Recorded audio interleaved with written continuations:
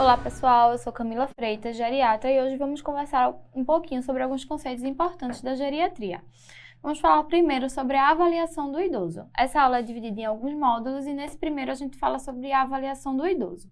Como é que eu faço a avaliação do idoso? Existe um conceito em geriatria que é a avaliação geriátrica ampla. Como o próprio nome diz, é quando eu faço uma avaliação ampla desse idoso, quando eu olho esse idoso sobre as suas diversas potencialidades, sobre os diversos aspectos da sua vida, desde problemas físicos a problemas emocionais, sociais.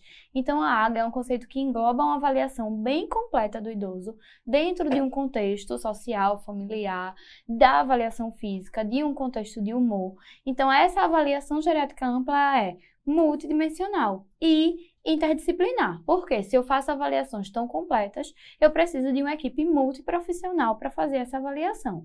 Qualquer pessoa da equipe multiprofissional pode fazer uma avaliação geriátrica ampla. Agora, cada um na sua área vai fazer de forma mais detalhada os conceitos que envolvem a sua especialidade, ok? Qual é o objetivo dessa avaliação ampla? É identificar idosos frágeis e idosos de risco. Por quê? Muitas vezes os sintomas dos idosos são mascarados, as queixas são múltiplas e a consulta ela fica meio confusa. Então, quando eu faço essa avaliação mais detalhada, eu evito que alguma coisa passe batido. Eu consigo olhar para esse idoso de forma mais completa e rastrear questões como a identificação da fragilidade e risco de outras doenças, tá certo? Essa avaliação ampla, essa avaliação criteriosa, quando feita de forma rotineira, ela leva a uma redução de mortalidade e redução do internamento. Em ambulatórios de geriatria, onde se faz uma avaliação geriátrica ampla, os idosos eles internam menos e morrem menos. E isso muitas vezes é mais eficaz que algumas medicações, ou seja, uma consulta de qualidade que aborda os vários aspectos da vida do idoso, ela tem mais impacto lá no final do que algumas medicações que a gente prescreve no consultório. Por isso que a AGA é tão importante, por isso que ela é tão valorizada na geriatria, ok? Então, a AGA é esse conceito dessa avaliação ampla do idoso. Qual é o objetivo? Eu monto uma lista de problemas, não só hipóteses diagnósticas, porque eu estou vendo vários domínios da vida desse idoso, então vou criar uma lista de problemas e, a partir dela, vou traçar metas de cuidados. Vou conseguir eleger prioridades, vou conseguir traçar objetivos mais claros, que não dizem respeito só às comorbidades desse idoso, mas sim a toda a gama de problemas que eu identifiquei nesse paciente, ok? Então, isso é a avaliação geriátrica ampla. E aí, como é que eu faço essa avaliação ampla? Eu vou avaliar diversos aspectos do idoso. Então, vou avaliar status funcional, vou avaliar saúde mental, vou avaliar funcionamento social, vou avaliar condições clínicas. E para todos esses aspectos, eu tenho algumas escalas que com frequência aparecem em provas e que é interessante você aplicar em alguns momentos. Então, por exemplo, na avaliação do status funcional, eu posso fazer essa avaliação cognitiva e a avaliação física. Na avaliação cognitiva, eu uso testes de rastreio cognitivo, como o mini exame do estado mental, o MEM, e o MOCA, que é uma versão do MEM para pessoas com escolaridade melhor, tá? Com mais anos de escolaridade. E na avaliação física, eu faço testes de mobilidade, posso fazer outras escalas de avaliação funcional, que a gente vai ver mais um pouquinho adiante, tá? No aspecto mental, eu vou rastrear transtornos de humor que são bem frequentes na população geriátrica e eu tenho algumas escalas para isso. Por exemplo, o GDS, que é uma escala de depressão. Tenho também escalas de ansiedade e outras que podem ser aplicadas, ok? No funcionamento social, eu vou fazer a avaliação do suporte que esse paciente tem. Um exemplo de escala para isso é o APGAR familiar, que eu avalio como é a qualidade de suporte social que esse idoso tem. E no aspecto clínico, a gente avalia as comorbidades, que a gente sabe fazer bem do ponto de vista médico, pode avaliar déficits sensoriais e avaliar aspectos nutricionais. Nesse caso, eu tenho uma escala, a MAN, que é a minha avaliação nutricional, para eu avaliar o status nutricional desse idoso. Então, veja, existem escalas para quase todos os aspectos da avaliação geriátrica ampla, mas a AGA ela não é uma escala por si só. A AGA é um conceito onde eu faço essa avaliação ampla do idoso e para fazer essa avaliação ampla eu posso utilizar dessas ferramentas que são as escalas, ok?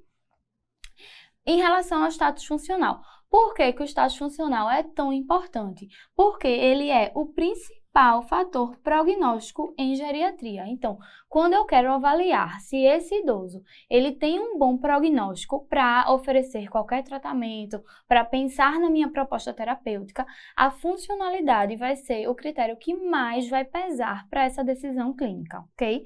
E como é que eu faço essa avaliação funcional? A avaliação funcional global, ela depende de dois aspectos. Um aspecto cognitivo e o aspecto físico. No aspecto cognitivo, eu estou falando sobre a autonomia, sobre a capacidade de decisão. Se esse idoso ele tem autonomia, ele tem capacidade de decidir por si só. Ele tem juízo de valor, ele consegue fazer o juízo de valor das coisas e ele consegue decidir por si só. Aí eu digo que ele é autônomo. Se ele tem uma capacidade física boa, eu digo que ele tem uma independência. Ele é capaz de executar as coisas. Então, se ele é capaz de decidir e capaz de executar, eu digo que a funcionalidade global dele é boa.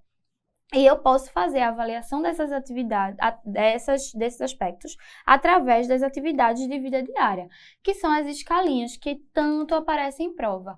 As atividades de vida diária eu vou dividir em básicas e instrumentais. As básicas são em relação ao autocuidado. Então, a capacidade de tomar banho, de se vestir sozinho, de conseguir ter continência, de segurar o xixi e o cocô, a capacidade de se alimentar sozinho, de se transferir, ou seja, de sair da cadeira para a cama, do sofá para o quarto e de ir ao banheiro sozinho. Essas atividades básicas que dizem respeito ao autocuidado, esses 6 aspectos que fazem parte da escala de CATS, que é a principal escala utilizada para avaliar atividades básicas de vida diária, você precisa saber disso, elas dizem respeito às atividades básicas. Então, o autocuidado, atividades básicas, escala de CATS, esses 6 aspectos que a gente citou.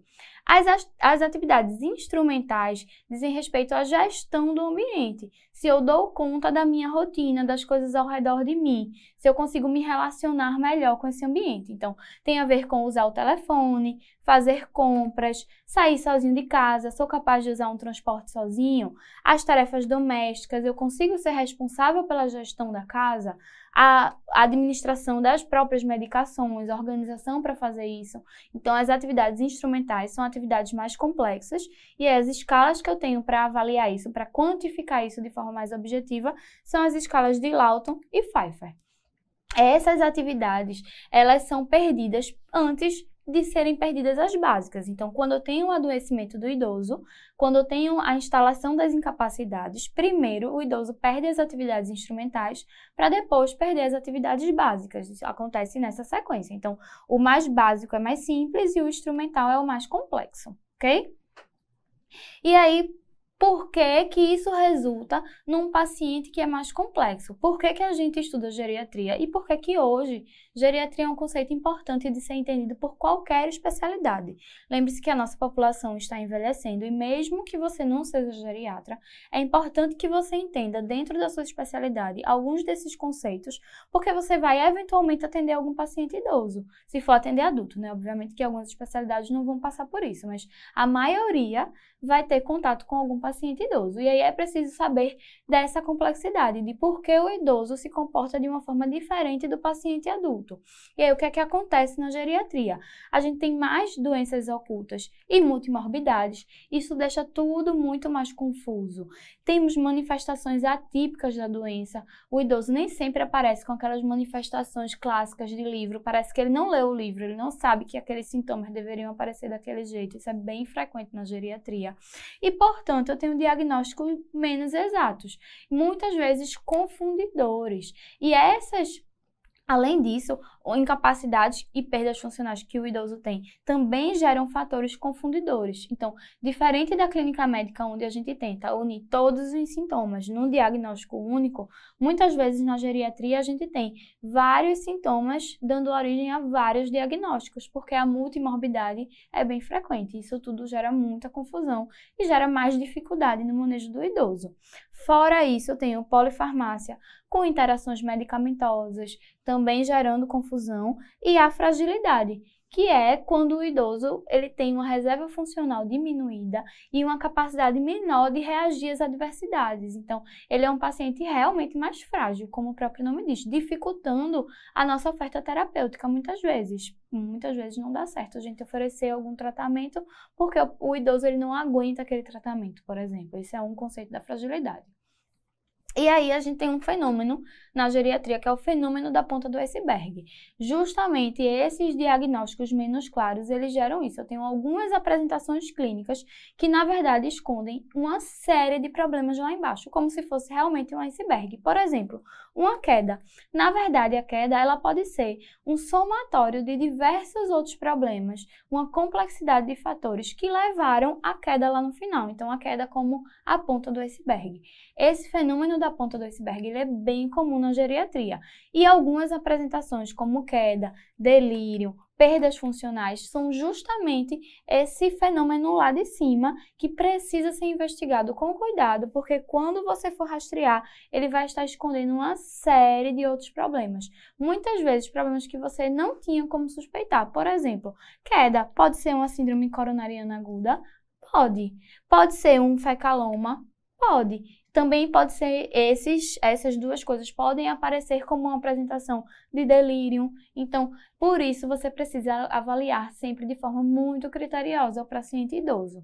E aí, queda, delírio, perda funcional não é um diagnóstico por si só. É um sintoma que precisa ser investigado. E aí, você precisa procurar causas multifatoriais para essa questão, tá certo? Para essas questões que aparecem como fenômeno da ponta do iceberg. E aí eu posso ter também infecção, embolia, alterações metabólicas. Realmente você tem que fazer um rastreio bem completo quando encontra algum sintoma desses. É uma questãozinha para a gente ver como é que isso cai em prova. Sobre a anamnese e exame físico do paciente idoso, é incorreto afirmar que, então ele cai incorreta. A anamnese pode ser dificultada pelo déficit de memória e audição, sim, isso é bem frequente, tá? Então, se existir algum problema cognitivo ou o problema auditivo, que é bem frequente, a presbiacusia, que é a redução da audição que acontece ao longo do envelhecimento, mais acentuada em alguns pacientes, isso dificulta a anamnese. A omissão ou desvalorização ou hipervalorização de sintomas é comum na consulta geriátrica, isso é bem frequente. O idoso tem lá uma cardiopatia gravíssima, mas ele está preocupado com a dor no joelho. Por quê? Porque a dor no joelho é o que está atrapalhando ele a executar alguma atividade. E o problema cardíaco, ele não tem ideia do impacto que aquilo está causando na vida dele. Então, quando você faz uma avaliação ampla, quando você faz a AGA desse paciente, você vai conseguir detectar os problemas que são mais graves e os problemas que estão incomodando mais aquele paciente. Por isso que é tão importante.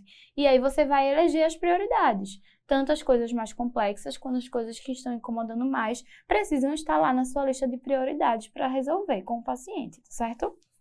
Na letra C fala, é incomum encontrarmos mais de uma causa para o mesmo sinal ou sintoma. Não, na verdade é bem comum a gente encontrar mais de uma causa para o mesmo sinal ou sintoma. Inclusive os sintomas que são os sintomas da ponta do iceberg. Com frequência tem mais de uma causa ali embaixo para ser investigada.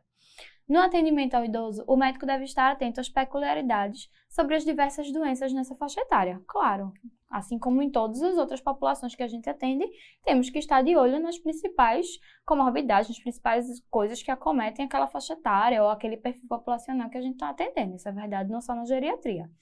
O fenômeno do iceberg na geriatria refere-se ao fato de muitos problemas permanecerem ocultos ou submersos durante a entrevista.